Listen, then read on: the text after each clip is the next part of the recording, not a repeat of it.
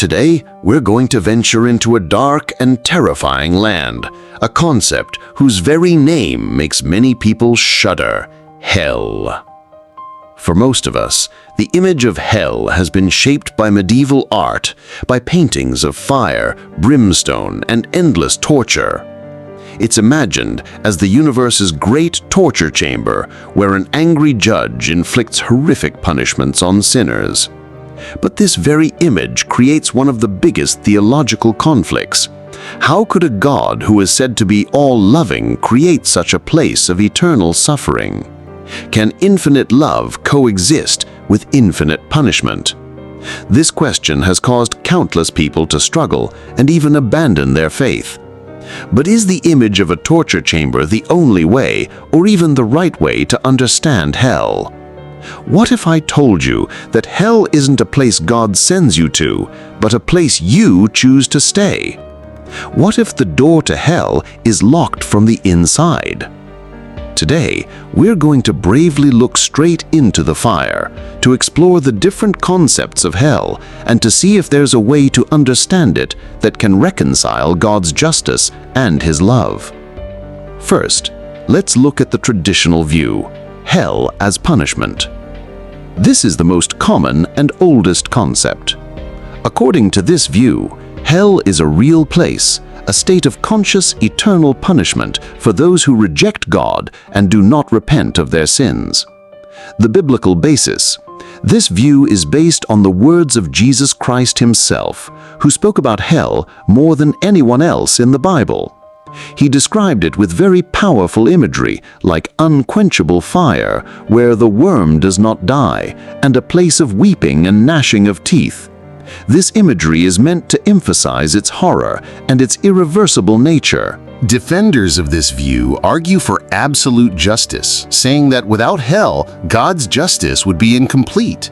A sin against an infinite being deserves an infinite punishment. If a dictator like Hitler, who caused the deaths of millions, ultimately ended up with the same fate as his innocent victims, then the very concept of justice would become a mockery. Hell, in this view, is the final affirmation that evil will not triumph and all sin will be judged. However, this very view raises the biggest problem: how to reconcile it with a loving God. How can a finite period of sin on earth deserve an infinite, never-ending punishment? This is the sticking point that leads many people to search for a different understanding. Another school of theological thought, pioneered by writers like C.S. Lewis, offers a revolutionary perspective. According to this, hell is not a punishment imposed from the outside, but the inevitable result of a person's free choice. In a famous quote, Lewis wrote, "There are only two kinds of people in the end: those who say to God, 'Thy will be done,' and those to whom God says, in the end, 'Thy will be done.'" Hell is for the second kind of person. These are the people who have spent their entire lives saying no to God, no to love, no to forgiveness. They have built a solid ego, an I that doesn't want anyone to interfere, not even the Creator.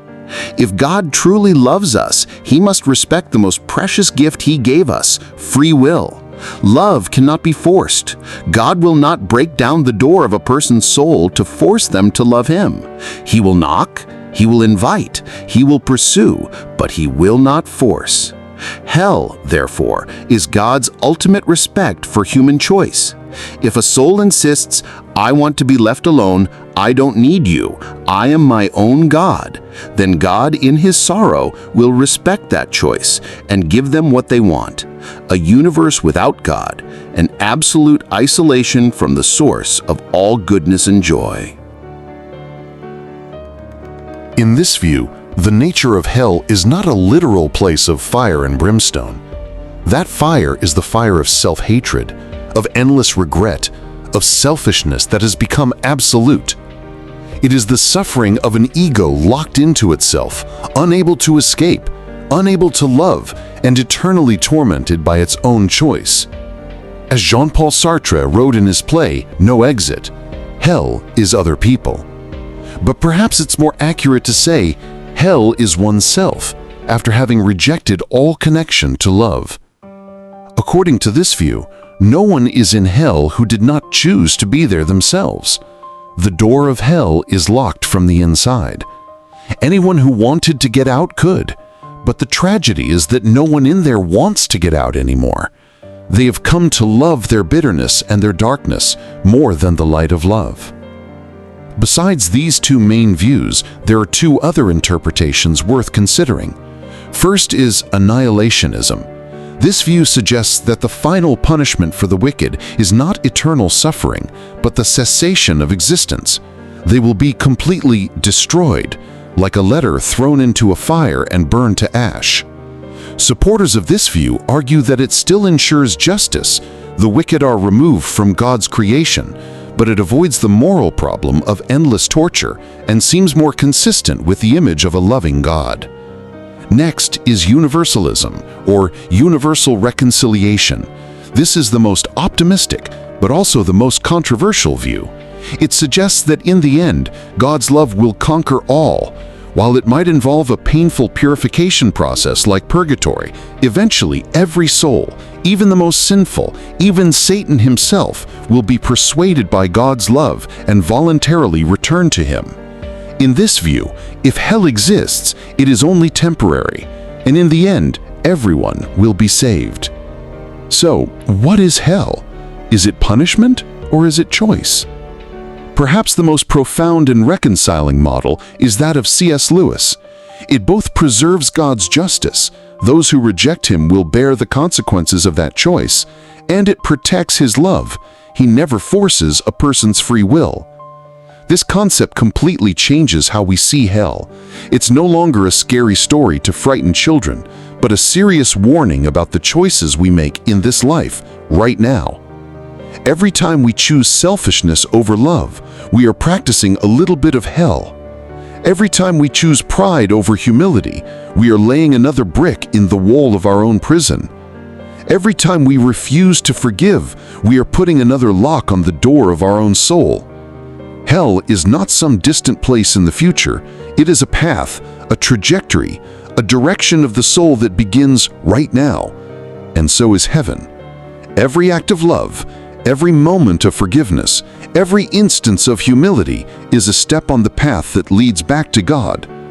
The story of hell is not the story of a God who loves to punish. It is the tragic story of a loving God who did everything He could, even dying on a cross, to call His beloved children not to walk down the path of self-destruction. He stands at the crossroads, not with a whip, but with open arms, and says, "This is the way of life, and this is the way of death. Please choose life." What do you think of these concepts? Which understanding of hell makes the most sense to you? Please share your thoughts in the comments. This is a difficult topic, but facing it helps us better appreciate the value of freedom and love. Thanks for listening. See you next time.